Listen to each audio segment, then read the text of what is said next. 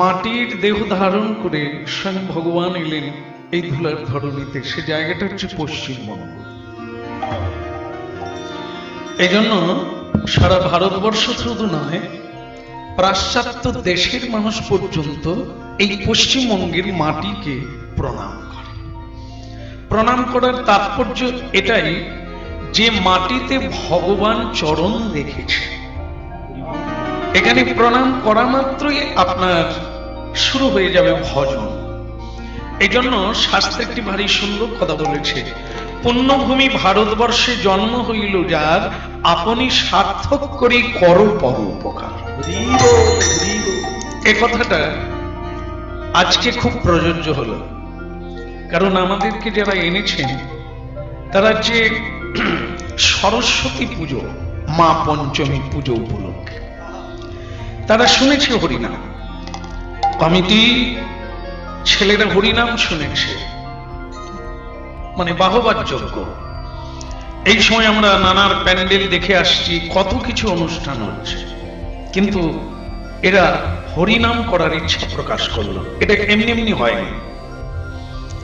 কিরকম হয়? যেমন দেখবেন আগুনের পাশে থাকলে একটু তাপ লাগে, আর সেই তাপে জল গরম হয়ে যায়, ভিজে কাঠ শুকনো হয়ে যায়। ঠিক তেমনি কোন মানুষ জানতে অজান্তে যদি কোনোদিন সাধু সঙ্গ হয়ে যায়, তাহলে তার ভেতরে সদ্ভাব জাগে। আর যে সদ্ভাব জাগলেই কি হবে, ভেতর থেকে সৎ কাজের একটা বিভাবিত আসবে।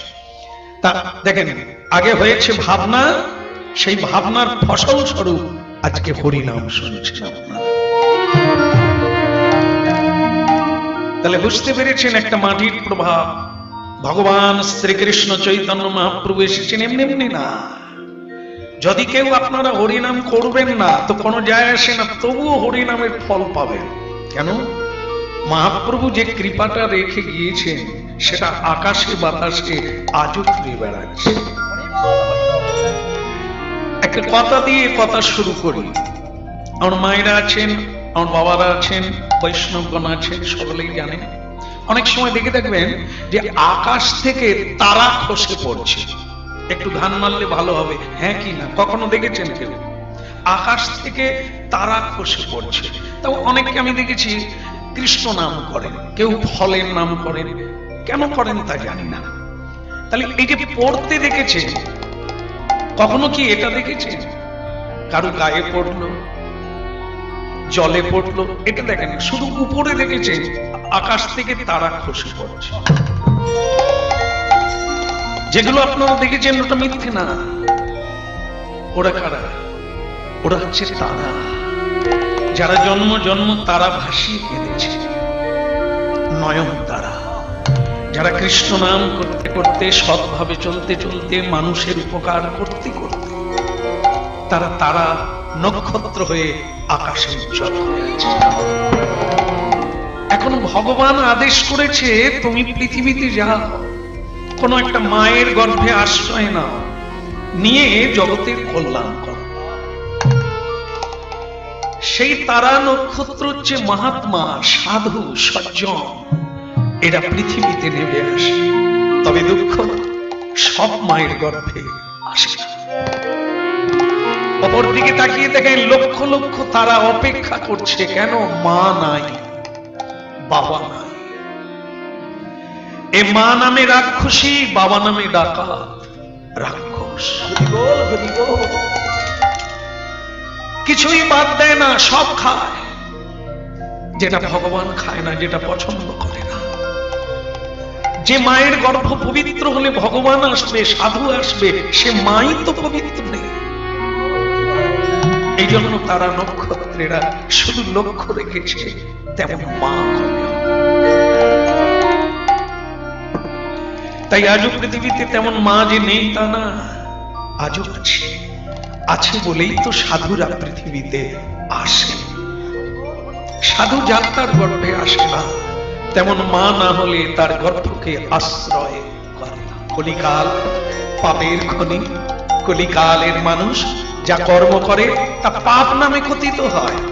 আর আর সেই পাপের ফল মানুষ জরা ব্যাধি দুঃখ যন্ত্রণা স্মৃতিভ্রষ্ট হয়ে বিপরীত হয়। এই জন্য এই কলিকালে জন্ম যারা পেয়েছি আমরা অতি সাবধান। মহাপ্রভু জানিয়ে দিয়েছে, ধরো হরিনাম, তাহলে কলির সাধ্য নাই তোমাদেরকে স্পর্শ করে, মায়ার সাধ্য নাই তোমাদেরকে আবরণ করে। এই শুদ্ধ হরিনাম বদনে উচ্চারণ করলে কোনো খরচা লাগে না, সময় লাগে না। চলতে চলতে, খেতে খেতে, শুতে শুতে বলা যায়। সর্বক্ষণ বলো ইথে বিধি নাহিয়া, স্নান করেই বলতে হবে তার কোনো মানে নেই। রাস্তায় চলতে চলতে, শয়নে স্বপনে গমনে চলনে বলনে সর্বক্ষণ বল। কেন? যেমন দেখবেন ঝড় উঠেছে, জানালাগুলো লাগাতে হয়, যদি না লাগাবেন ভেতরে ঝড় ঢুকে যাবে, ঘর বাড়ি ভেঙে দিতে পারে। ঠিক তেমনি কলির করাল ঝড় উঠেছে, এখন যদি সর্বক্ষণ হরিনাম করেন কোনো জানালা থাকবে না, কোনো ছিদ্র থাকবে না। আর যদি ছিদ্র থেকে যায়, যদি অবসর থেকে যায়, যদি খণ্ড হয়ে যায়, কলি ঢোকার সুযোগ পেয়ে যাবে। তাই সর্বক্ষণ বলো সর্বস্ব তোমার চরণে সপিয়া পড়েছি তোমার। এখানকার ছেলেদের একটা বাসনা হয়েছে কলির ধর্ম কথা শুনে, শোনা সকলেরই দরকার আছে, বারবার শুনতে হবে, তবে সাবধান হবে জীবন, তবে বেঁচে যাবেন কিছুক্ষণ, আবার একটা সুন্দর জন্ম পাবেন, এতে কোনো সন্দেহ নাই। মা সরস্বতীর কৃপা না হলে কীর্তন হতো না। মহামায়া আর যোগমায়া, মহামায়া সংসারের জীবকে আচ্ছন্ন রাখে, যোগমায়া ভগবানের সঙ্গে যোগ করে দেয়। আজকে মা পঞ্চমীর পূজা, মা শারদা, মা বাগদেবী, যার কৃপা হলে জিহ্বায় সত্য কথা বলা যায়, যার কৃপা হলে মানব ভগবানের মহিমা কীর্তন করে জীবনকে দেবত্বে পৌঁছে দিতে পারে। এই জন্য এই পঞ্চমী পূজা কে করে না? যোগী ঋষি দেবতা সবাই করে, একটাই কারণে করে, এ মা তুমি কণ্ঠে এসো মা, আমি যেন ভগবানের গুণগান গাইতে পারি। মা তাকে ভালোবাসে কেন? মা যে বিনা যন্ত্রে, সেই গানই সব। মায়ের হাতে বেদ, বেদাঙ্গ, বেদাঙ্গ বাদী, সবসময় বেদের মর্মার্থ কীর্তনে ব্যাখ্যা করে। মায়ের হাতে জপের মালা, কি জপ করে? ব্রহ্মের নাম, সেই পরব্রহ্ম সনাতন, যার নাম ব্যতি রেখে জীবের কোনো গতি না। মা সরস্বতী দেবী সর্বদা অনুক্ষণ সেই নাম কীর্তন, আর মানব তার কৃপা প্রাপ্ত হয়ে এই ধুলার ধরণীকে তারাই ধন্য করে যারা মায়ের আশীর্বাদে হরিগুণ গান করে, দুই বাহু তুলে।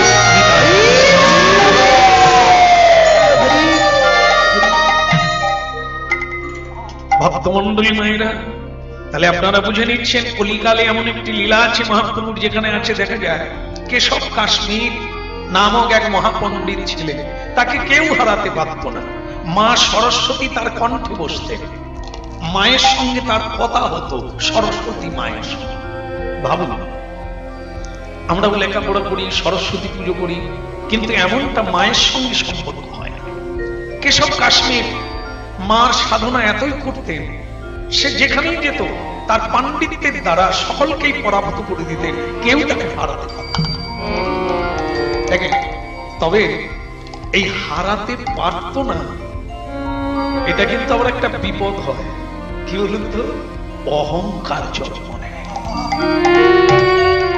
তার ভেতরেও নিল অহংকারের জন্ম। তিনি কি করে কানে শুনতে পেলেন? পশ্চিমবঙ্গে একটি পণ্ডিত আছে, ছেলে মানুষ, সে নাকি খুব বড় পণ্ডিত। একবার যাই না কেন? কোথায় জায়গাটা? নদিয়া জেলা নবদ্বীপ গ্রাম। ওই গ্রামে একটি ছেলে জন্ম হয়েছে, তার নাম নিমাই পণ্ডিত। ও নাকি পণ্ডিত হয়েছে, অল্প বয়সের ছেলে। একবার যাওয়া যাক, পাপা করে দেখি কত বড় পণ্ডিত হয়েছে। কেশব কাশ্মীর পৌঁছে গেল নবদ্বীপে।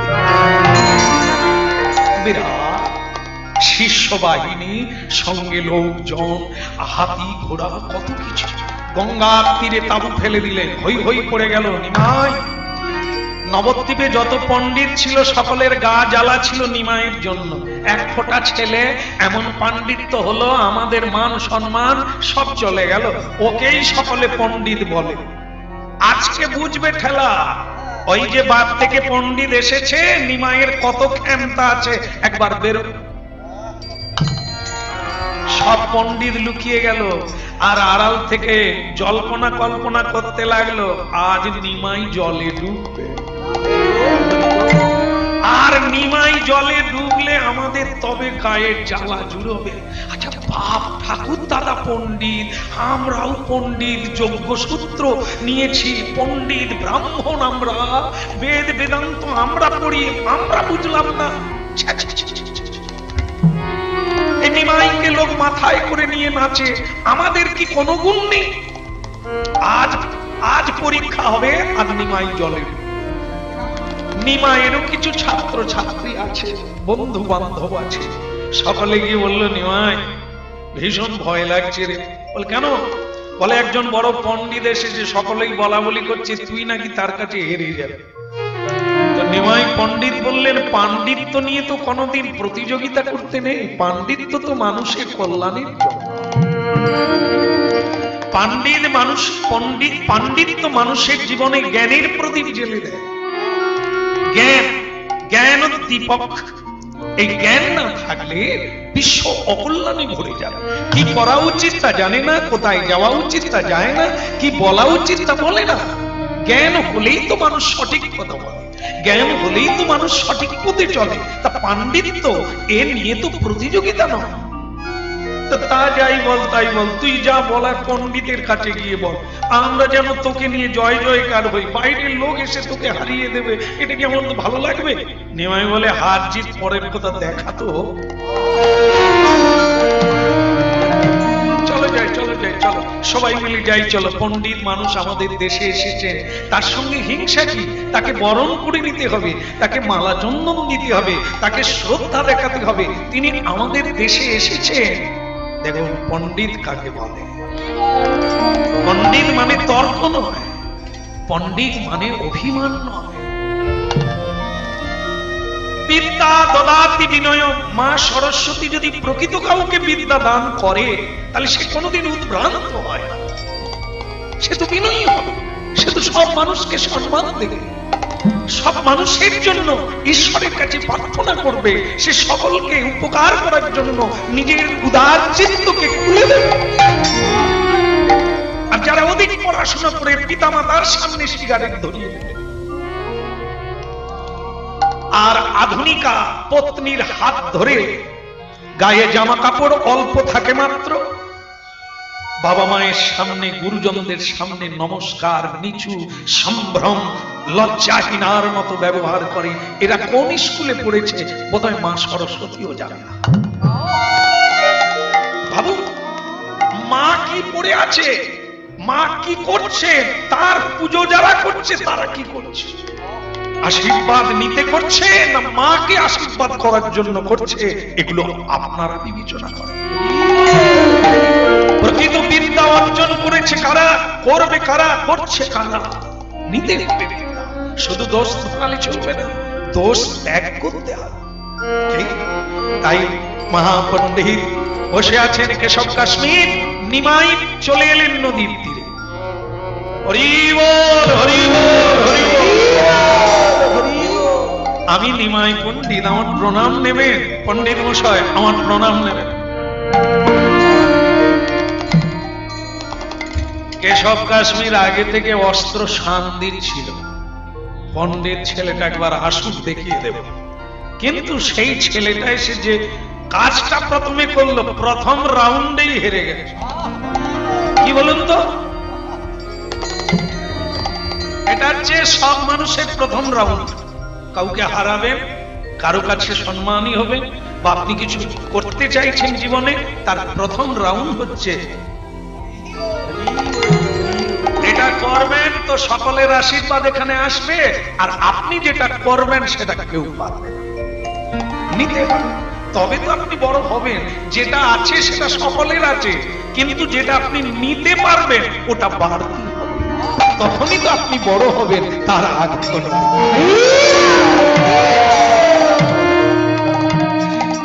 বলে কি চৈতন্য মহাপ্রভু কি, নিমাই পণ্ডিত কি, আমার নাম বলতে ওনার জয়ধ্বনি দাও, উনি বিদেশ থেকে এসেছেন। কেশব কাশ্মীর জি কি, তো কেশব কাশ্মীরের ভেতরটা বেশ একটু গুড় গুড় করছে, তার জয়ধ্বনি হচ্ছে। তা তুমি নিমাই পণ্ডিত আগে, হ্যাঁ, তা কি লেখাপড়া করো তুমি? আগে ওই ন্যায় পাতঞ্জল এই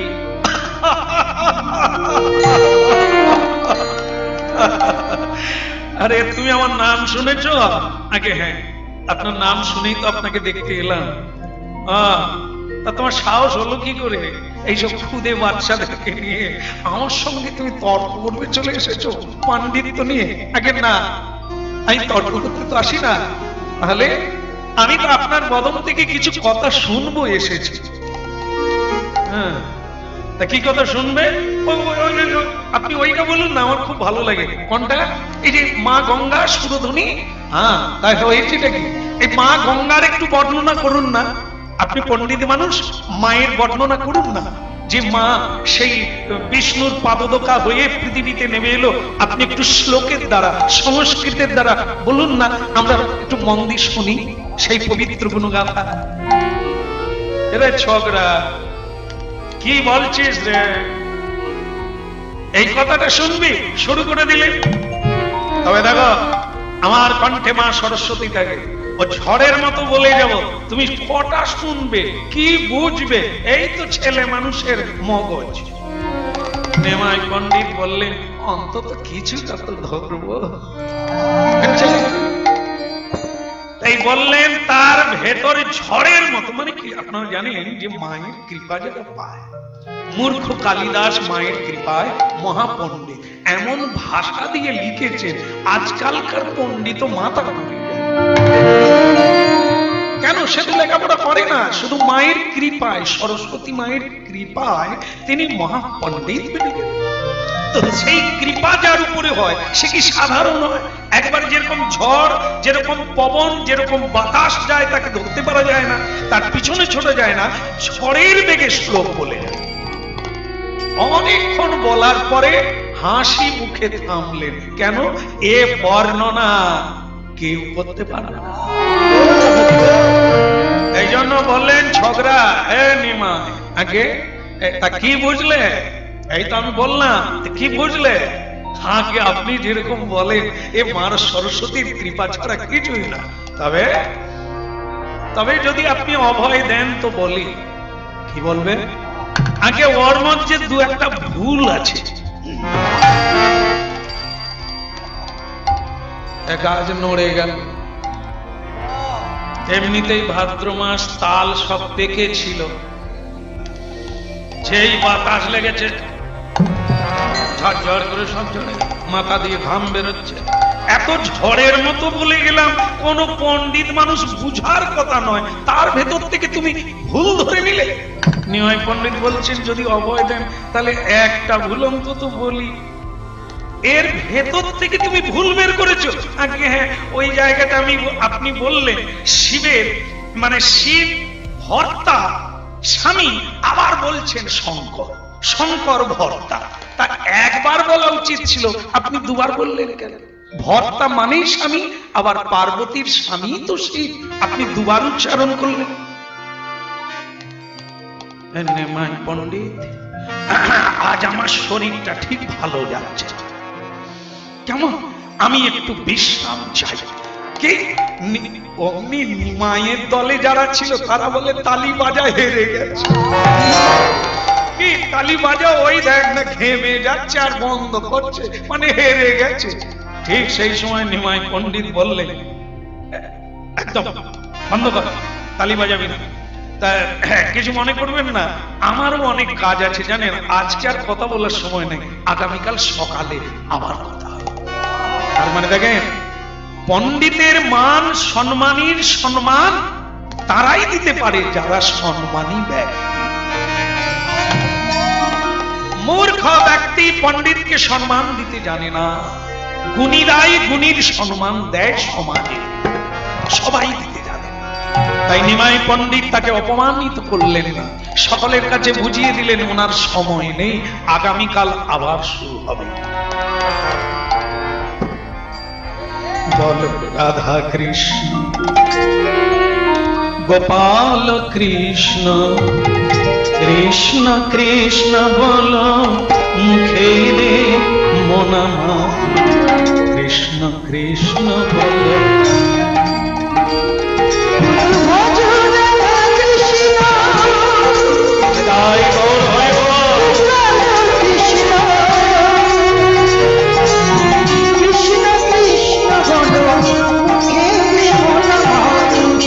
কৃষ্ণ কৃষ্ণ বলো মুখে, কৃষ্ণ কৃষ্ণ বলো মুখে। ভজ রাধা কৃষ্ণ গোপাল কৃষ্ণ, কৃষ্ণ কৃষ্ণ বল মুখে মনামা, কৃষ্ণ কৃষ্ণ বল মুখে। গুরু ভজ রাধা কৃষ্ণ,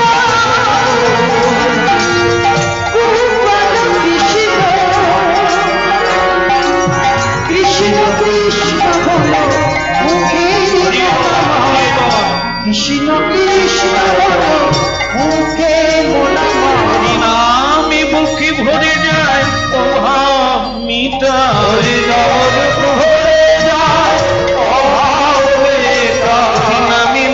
ভরে যায় অভাব মিটায়, জাগায় মহা সুখে রে মনা, কৃষ্ণ কৃষ্ণ বল।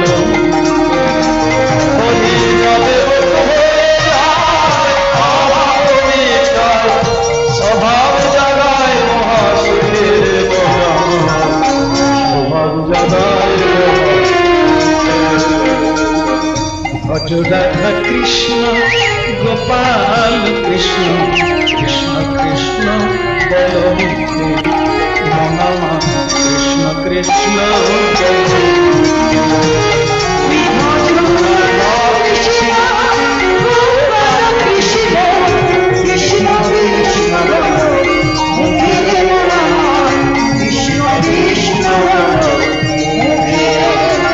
নামে বুকে ভরে যায় অভাব মিটা, নামে বুকে ভরে ভরে যায় অভাব মিটা, নামে স্বভাব জাগায় মহা সুখে মনা, কৃষ্ণ কৃষ্ণ বল।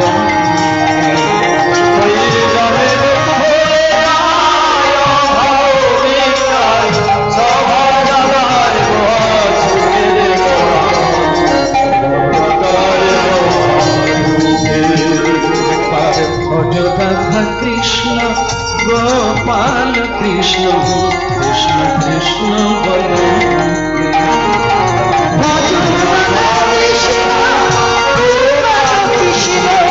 কৃষ্ণ কৃষ্ণ বলো মুখে মনামা, ভজ রাধা কৃষ্ণ, ভজ রাধা কৃষ্ণ গোপাল কৃষ্ণ, কৃষ্ণ কৃষ্ণ বল মুখে।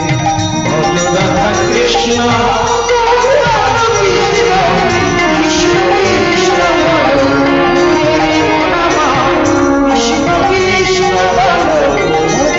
কৃষ্ণ কৃষ্ণ বল মুখে দে মনামা, কৃষ্ণ কৃষ্ণ বল মুখে। এবার কৃষ্ণ কৃষ্ণ বল মুখে মনামা, কৃষ্ণ কৃষ্ণ কৃষ্ণ কৃষ্ণ বল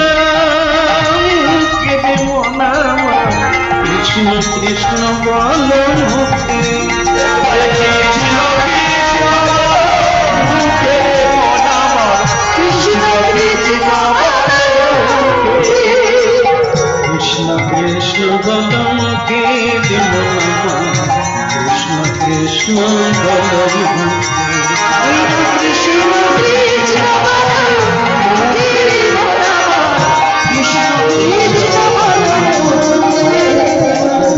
কৃষ্ণ গোপাল কৃষ্ণ কৃষ্ণ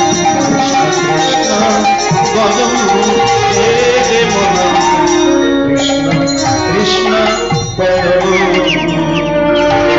চৈতন্য মহাপ্রভু কি ভক্তমন্ডলী মায়েরা সকালবেলা আবার পণ্ডিতের সঙ্গে সাক্ষাৎ দেওয়ার কথা ছিল, তাই না? কিন্তু রাত্রি 3:30টার সময় নিমায়ের দরজায় কে টোকা মারছে। পণ্ডিত পণ্ডিত কে? আমি আমি আমি আমি বলে কে? এই ভোর রাত্রে কে আপনি? আমি। দরজা খুললেই বুঝতে পারবে।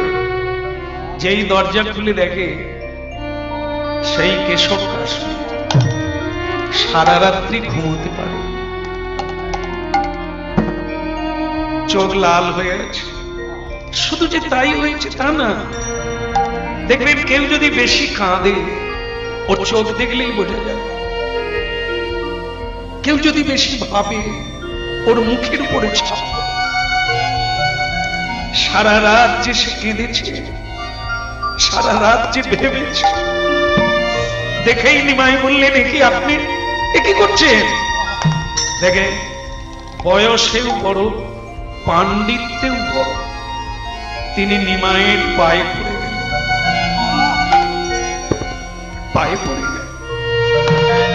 আমাকে তুমি ক্ষমা করে দাও পণ্ডিত, আমাকে তুমি ক্ষমা করে দাও।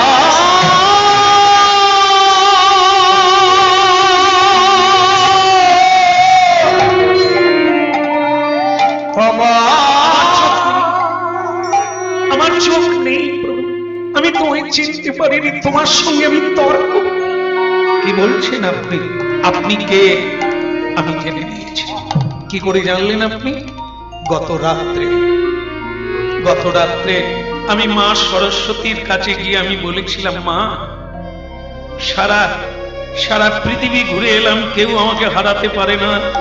তুমি আমার জিহ্বায় থাকো, তাই কেউ হারাতে পারে না। গতকাল আমি হেরে গেলাম কেন?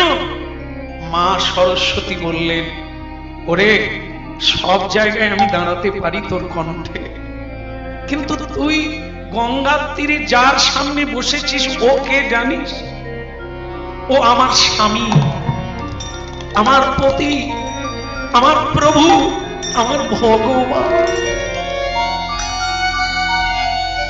আমি মা সরস্বতী হয়ে কি করে তোর কণ্ঠে বসে আমি প্রভুর সঙ্গে দ্বন্দ্ব করব?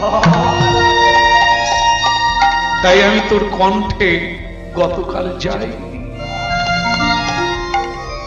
কিন্তু কেশব কাশ্মীর যেটা বুঝতে পারলো, সেটাতেই তিনি বুঝে নিলেন তুমি ভগবান, তুমি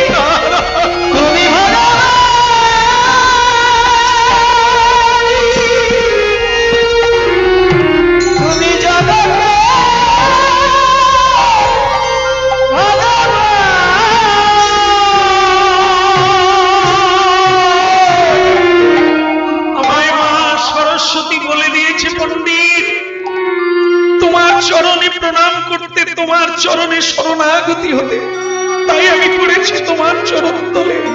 সর্বস্ব আমার সুপিয়া চরণে পড়েছি তোমার তলে। তুমি ঠাকুর, আমি কুকুর বলিয়া জানো। সরস্বতী পুজো করছে না, দেখেন কে তিনি, কার গান গায়, তিনি কি করে, কি ভালোবাসে। পণ্ডিতের কণ্ঠ থেকে সরে এলেন, তার কাছে কি দাঁড়ানো যায়? পাণ্ডিত্য নিয়ে তার কাছে যেতে হয় হাত জোড়। আমি কি করব তুমি বলে দাও প্রভু, আমি কি করব তুমি বলে দাও।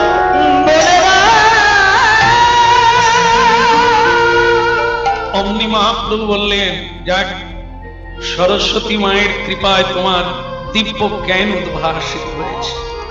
আর মা যাকে কৃপা করে তার তো এই হয়, সে কৃষ্ণ পরায়ণ হয়ে সে জগৎ জানতে পারে, সে আত্মাকে জানতে পারে, এটাই তার জীবনের জয় জয়। সে হরি বল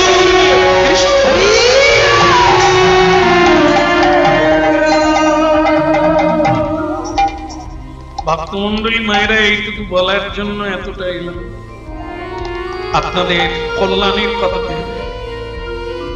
এই মা সরস্বতীর কৃপা যদি না হয়, কেউ হরি কথা কৃষ্ণ কথা বলতে পারে, কারো হৃদয়ে গোবিন্দ স্মরণ আসবে না। মা সরস্বতীর কৃপা মানে একটা সার্ভিস নয়, টাকা পাওয়া নয়, আর চালাকি বুদ্ধি নয়। একজনকে ঠকিয়ে বড়লোক হওয়া, একজনকে কাঁদিয়ে নিজে সুখী হওয়া, এই বিদ্যা মা কাউকে দেয় না।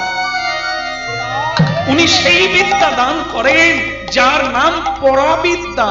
আপনার কণ্ঠে এলে, হৃদয়ে এলে আপনি কৃষ্ণময় দেখবেন, জগতে হরি বল।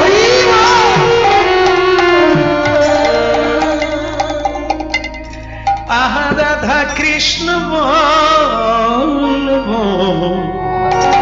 বলে রে সবাই, ওরে রাধা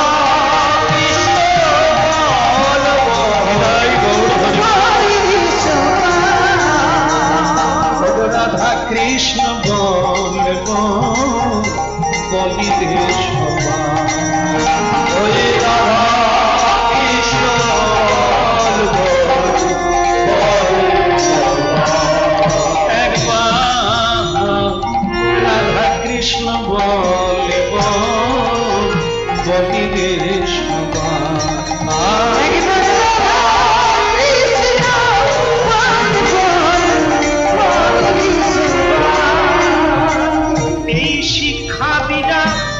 এই শিক্ষা দিয়া 1400-700 প্রেমের নদিয়া, জীবের হৃদয়ে করিয়া মুখিয়া, বাঁধিয়া দিয়া খাদিয়া দিয়া বলিয়া দিয়া বলাই। এই শিক্ষা দিয়া এই সকল নদিয়া ফিরিছে নেচে আমার গৌরবিতা, পদ ফিরিছে নেচে আমার গৌরনিতা। রাধা কৃষ্ণ বলব সবাই,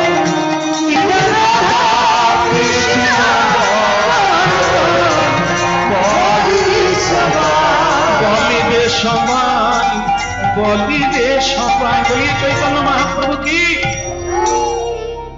যদিও ঠান্ডা,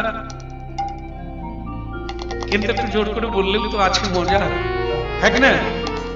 যেমন দেখবেন কড়ায় যদি একটু তেল দেন, রান্না কি ভালো লাগবে? একটু যতটা লাগে ততটা, তা বলে বেশিও না। নুনের দাম কম, 1 কিলো নুন দিয়ে দিবেন, যতটা লাগে ততটা, বেশিও দেবেন না আর কমও দেবেন না। আমাদের জীবনে চিৎকার করেও ভগবানের নাম বলতে হবে না, আর ফুসফুস করেও বলতে হবে না। যেটুকু বললে মধুর হবে, প্রাণবন্ত হবে, যাকে ডাকছি সে যেন প্রসন্ন হয়, ভালো লাগে। আর না হলে অনেক আমাদের ওখানে আছে মেয়েরা তাদের স্বামীকে কিরকম ভালোবেসে ডাকে, যায় খাবে রে, তখন থেকে ডাকি কোনো দেখলেন তো কত সুন্দর করে বলল। স্বামী খুশি হয়ে বোধহয় 10 টাকা দেবে। মানে সেরকম যদি স্বামী থাকে, ফাটান করে একটা চড় মেরে দেবে, তোমাকে কি মধু খাওয়া? সেই বলছো, একটু মধু করে বললেই তো সমস্যা মিটে যায়। বাক্যেই বন্ধু তৈরি হয়, বাক্যের দ্বারাই শত্রু তৈরি, হ্যাঁ কি না? এ তো সবাই জানে। দেখবেন একটু ভালো করে হেসে কথা বলুন, আপনার বন্ধু অভাব হবে না, সকলেই আপনাকে সাহায্য করবে, আপনার কাজ হাত থেকে কেড়ে নেবে। আর একটু খিচিয়ে খিচিয়ে বলুন, খেতেও ডাকবে না। এই জন্য ভগবান বলছেন, বাক্যই যদি বলবে, নাম যদি গাইবে, তো মধুর করে বলি গৌরাঙ্গ মহাপ্রভু কি। আর তাহলে বাস আগের থেকে বাড়ছে, আমি দেখলাম। সব একই ব্যাপার, হাল যতই 11 দিন হরিবোল বলি, সাধু সঙ্গে বাকি বলি না। এই জন্য মহাপ্রভু বললেন সাধু সঙ্গে প্রতিদিন হাতে তালি দিয়ে নিয়মিত কৃষ্ণ নাম করো। এখন একটু করা যাবে? সবাই করবে? ওরে বাবা, আমি ভাবছিলাম 2-1 জন করবেন। তাহলে সবাই করবেন। আর হাতে তালি দেওয়া যাবে? নিশ্চয়ই দেবেন, যদি হাত থাকে। হাত আছে? তিনটে আছে?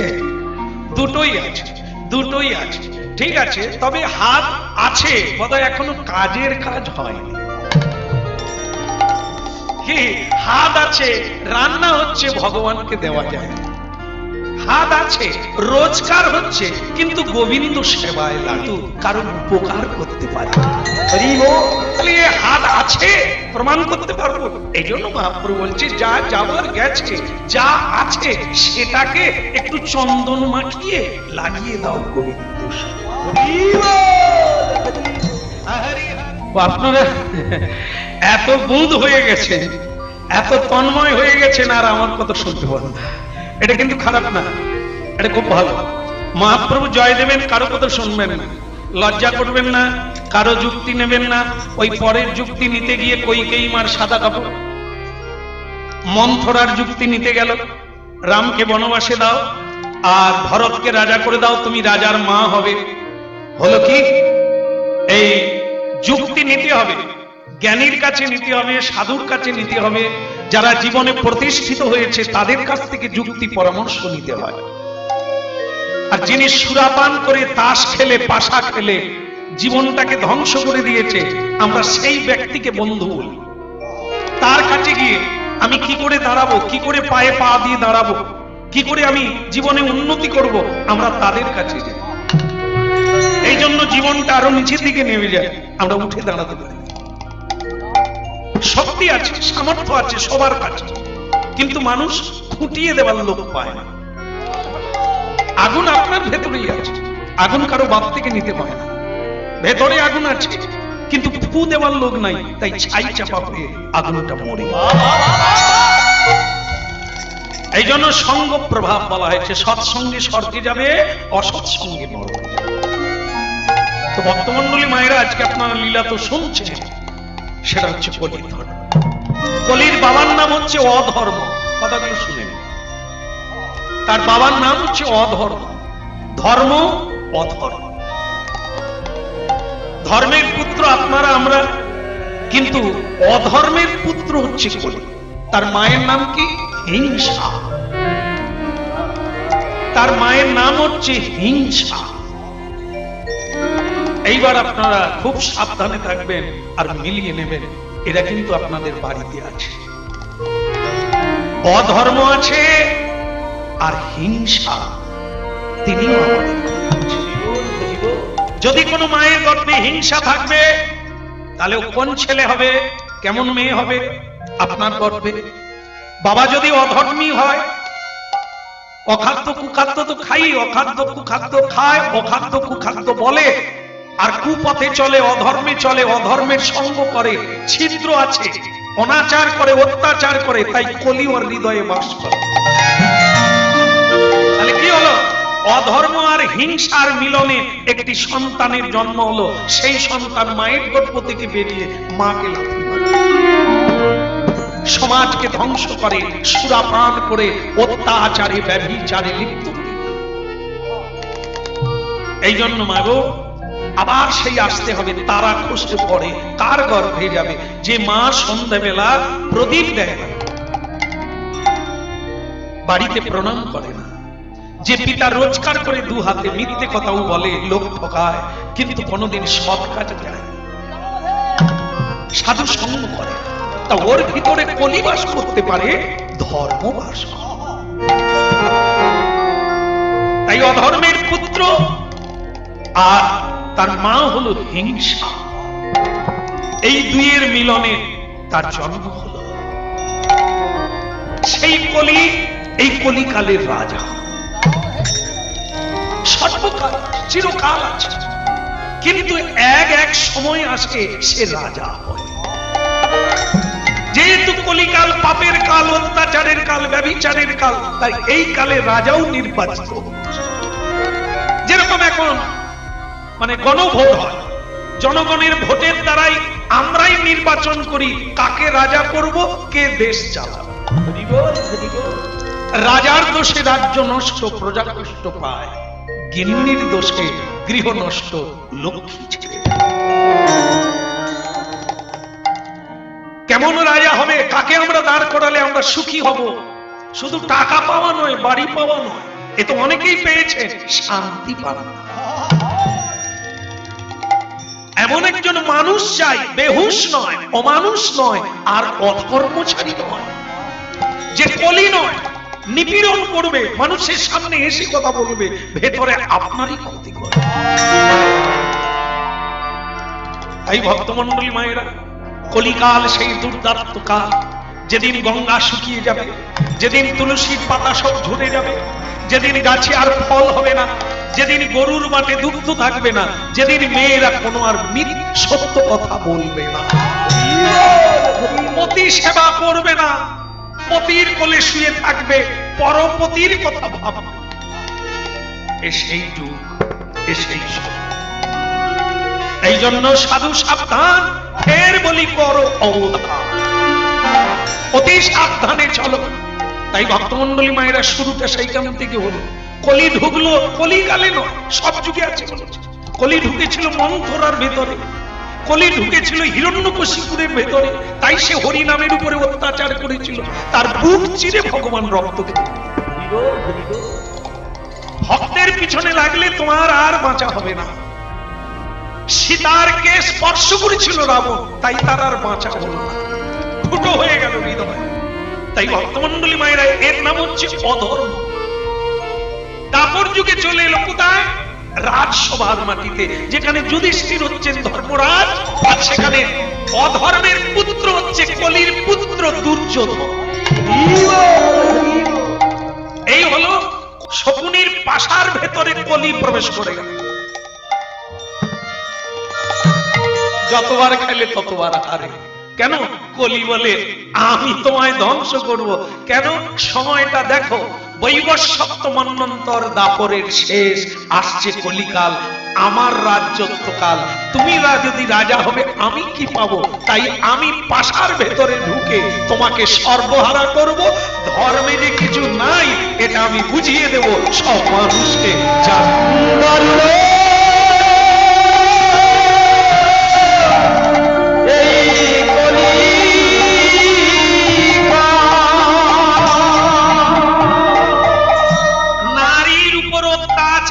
লক্ষ্মীকে নিপীড়িত করা ছিল ভালো, পাশা খেলায় হেরে যাও যাই করো কোনো সমস্যা ছিল না।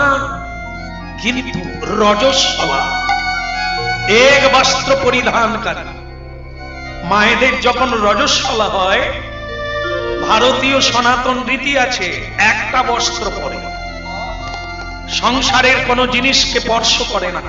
কেন? অপবিত্রা, স্পর্শ করলে সেগুলি অপবিত্র হয়ে যাবে, দেব দ্বিজের সেবায় লাগবে। এই জন্য একটা ঘরের মধ্যে 4 দিন শুয়ে তাকে বিশ্রাম করে।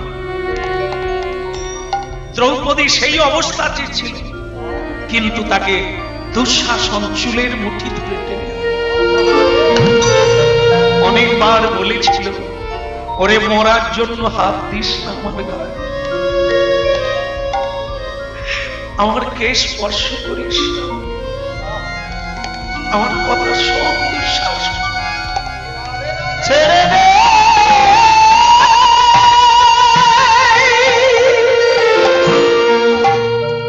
যেমন কর্ম তেমন ফল। দেখে এ ফল কে নেবে? অন্য কেউ নেবে? ওরে বুক চিরে রক্ত পান করলো ভীম, অকালে মরল। ওকে তো দ্রৌপদী বলেছিল তুই ছুঁইস না আমাকে, মরে যাবে। সতীর সাধ্যী রমণীকে লোভ দৃষ্টিতে তাকালেও পুড়ে যায় জীবন। একটা মেয়ের জন্যই ভারত যুদ্ধ শুরু হয়ে গেল। একটা মেয়ের উপর অত্যাচার করতে গিয়ে এত বড় যুদ্ধ হয়ে গেল। কাম আর কাঞ্চন, এই নিয়ে পৃথিবীর মানুষ অশান্ত। সেই যুদ্ধে সর্বহারা হয়ে গেল। ধৃতরাষ্ট্রের 100টা ছেলেই চলে গেল। আজকে যুধিষ্ঠির ভগবান শ্রীকৃষ্ণকে পেয়ে বলে উঠলে, তোমার জন্য আমার এই দুর্দশা হলো, তোমার জন্য। কেন তুমি পারলে না? তুমি তো সব পারো, তুমি সর্বেশ্বর, তুমি সর্বশক্তিমান, তবে যুদ্ধটা কেন তুমি থামালে না?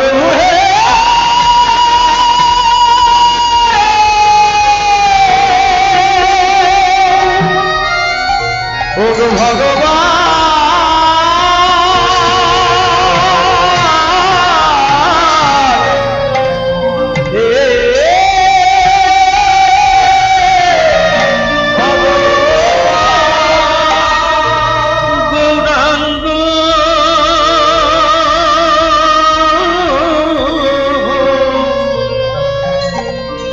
গৌরাঙ্গ বলিতে হবে পুলক সতী, গৌরাঙ্গ বলিতে হবে পুলক সতী।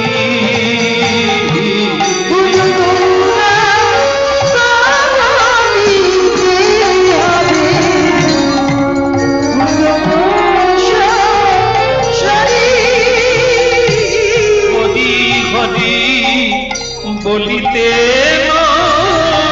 মনে ববে নিকি,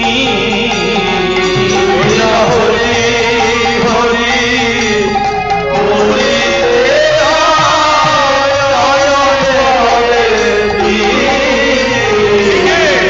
গৌরাঙ্গ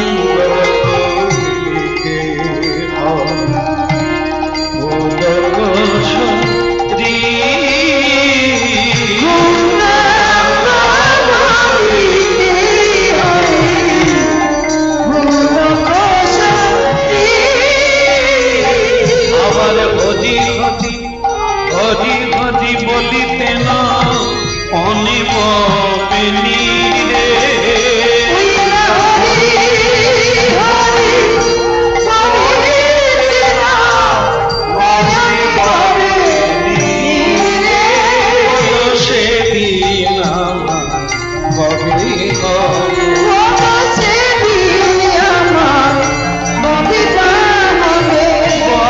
সেদিন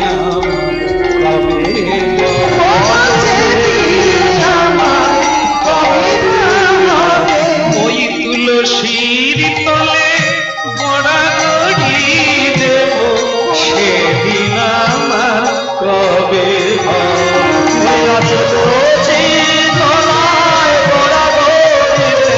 ওই সাধু সঙ্গে হরি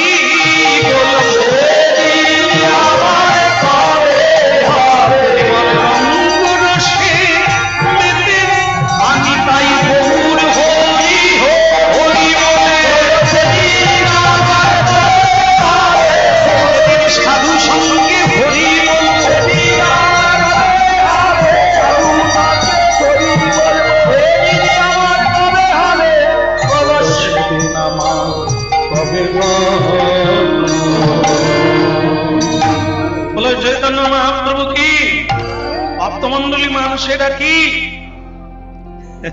অধিকের হলো কি না? না, যুধিষ্ঠির আজকে অন্য ধরনের কথা বলছে। ভগবানকে অন্যদিন শ্রদ্ধা করতেন, আজকে একটু রেগে গেছে। রেগে গিয়ে বলছে, যেটা এতদিন মুখে অন্যরকম করেছি, মনে অন্য ভেবেছি, আজকে সেটা খুলে দিল। সেটা কি? আপনার উপর আমার একটা রাগ আছে। ভগবান বলে, রাগ রাগলে আবার ওর গাছ হবে, ডাল বেরোবে, ফল বেরোবে, ফল থেকে আবার গাছ হবে, বিপদে পড়বে, বরং ছেড়ে দাও। দেখেন না, বাড়িতে যারা রাগারাগি করে, দু চার কথা বলে দিক, তাহলে দেখবেন পরিষ্কার হয়ে যাবে। আর নাহলে ভেতরে যদি হয়, ওটা গ্যাস হয়ে মাথা দিয়ে বেরোবে। রাধে রাধে। কেমন? এই জন্য বলতে দিতে হবে, শুনে নিতে হবে। দু চার কথা বলছে, মেনে নে, নাহলে অনেক সংসারে মায়েরা আছে, তার বাপের বাড়ি থেকে বলে দিয়েছে, কোনো কথাও তো শুনবি না, মুখে মুখে দিয়ে দিলে দেখবি আর তোকে পরের দিন বলবে না। তা আপনি যদি ওই কথা বলেন, ওরও তো বাপের বাড়ি আছে, যাকে বলছে সেও তারও বাপের বাড়ি বলছে, মুখে মুখে দিয়ে। এবার তুই মুখে মুখে দিলে দাঁড়া থাকবে। রাধে রাধে। এই জন্য কাউকে না কাউকে জল হতে হবে, তবে তো আগুন নিভবে। দুইজনে আগুন থাকে বলেই তো মারপিট হয়, শেষকালে যেটা হয় সেটা কি নাই, মরে যেতে হয়। দুজনেরই ভেতরে আগুন বলে, একজন যদি জল হয়ে যায় আর একজন আগুন হলেও পারতে পারবে না, তাকে নিভবে। সেদিন আমার কবে পা হবে, বলো সেদিন আমার কবে হবে, যেদিন নয়ন জলে কেঁদে বেড়াবো, সেদিন আমার কবে পা হবে, সেদিন নয়ন জলে কেঁদে বেড়াবো, সেদিন আমার কবে হবে, পা হবে। বলো সেদিন আমার কবে পা, যেদিন আমি তাই কবু